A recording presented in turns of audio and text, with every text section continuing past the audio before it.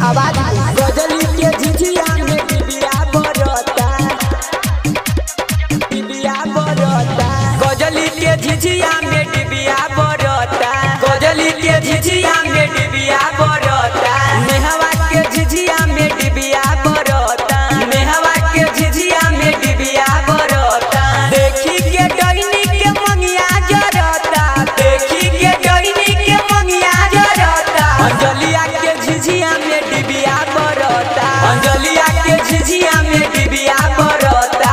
देखी के डईनी के मंगिया जरता। Mix by Aditya recording studio केतरिया। गजली के झिझिया में डिबिया बरता, डिबिया बरता। निभाया गजली बोलाइए के साथे, निभाया गजली बोलाइए के साथे। झिझिया नचावतिया धइए के माथे, झिझिया नचावतिया धइए के माथे। गजली के झिझिया में डिबिया बरता, निभाया गजली बोलाइए के साथे। झिझिया नचावतिया धइए के माथे। देखी के डईनी तो मंत्र मारता, देखी के डईनी तो मंत्र मारता। अंजलिया के झिझिया में डिबिया बरता। Mix by Aditya recording studio केतरिया।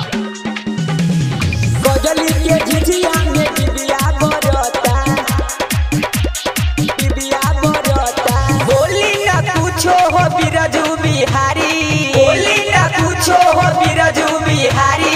डईनी के दस अखी काटल काटल गारी, डईनी के दस अखी काटल काटल गारी।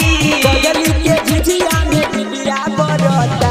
बोली ना कुछो हो बिरजू बिहारी, डईनी के दस अखी काटल काटल गारी। राइटर पिंटू से पैसा मांगता, राइटर पिंटू से पैसा मांगता। अंजलिया के झिझिया में डिबिया बरता, अंजलिया के झिझिया में डिबिया बरता। Aditya recording studio केतरिया।